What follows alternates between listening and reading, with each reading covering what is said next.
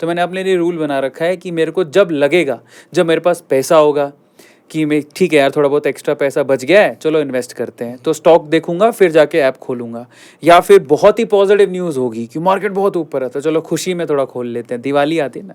या फिर कभी क्रैश कर गया तो फिर खरीदने के लिए खोलता हूँ, अदरवाइज मैं अपने पोर्टफोलियो कभी नहीं खोलता। ये मैंने अपने लिए रूल बना रखा ये है। बहुत बढ़िया रूल है। अब इसमें मैं अगर आपको कुछ बता दूं तो वो आपका अलार्म सिस्टम बन सकता है। ओके। क्या बन सकता है? जैसे मैंने आपको बताया 3rd year of the decade से लेके 7th या 8th तक भागता तो है, लेकिन हाँ। उसमें 4 करेक्शन इन जनरल तो आते हैं कम से कम, ओके।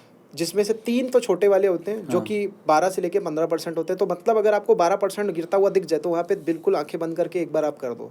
उसके बाद में अगर वही 12% वाला 33% में कन्वर्ट हो जाए, क्योंकि एक करेक्शन कम से कम 33% का भी होता है, ओके। तो 33% वाले में फिर आप दूसरा इन्वेस्टमेंट कर दो। तो ये क्या हुआ कि आपने उस जगह पे दोनों चीज़ों के फायदे उठा लिए। और 3 करेक्शन अगर ऐसे आए 12 से 15% वाले, तो 3 बार तो मैं ऐसे इन्वेस्ट कर लूँगा, एक ऐसे कर लूँगा, और मेरे को पता है पूरा बुल रन जाने वाला है तो मैं उसका पूरा फ़ायदा उठा लूँगा।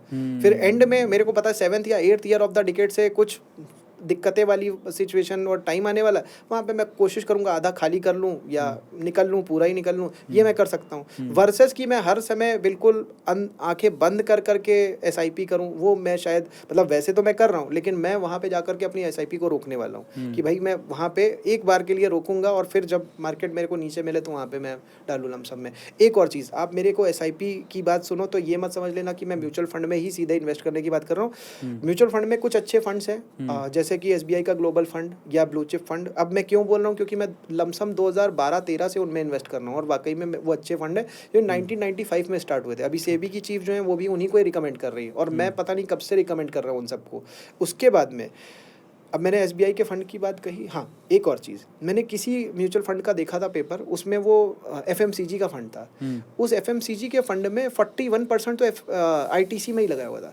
तो भाई फंड में आप अगर इन्वेस्ट कर रहे हो तो भाई ये देखो कि आप ही की टोपी आपको तो नहीं पहनाई जा रही कि भाई 41% अगर उसी में वो इन्वेस्ट कर रहे हैं तो मैं ITC में डायरेक्ट इन्वेस्ट कर दूँ, मैं म्यूचुअल फंड में क्यों लगाऊँ? और अगर सारे म्यूचुअल फंडों को आप इन जनरल देखो जाके, सबका पोर्टफोलियो का कम से कम या इन जनरल 10% अगर रिलायंस इंडस्ट्रीज़ में, या सबसे बड़ा पार्ट रिलायंस इंडस्ट्रीज में लगा हुआ, तो मैं रिलायंस इंडस्ट्रीज को अपने पोर्टफोलियो में भी क्यों ना रखूं?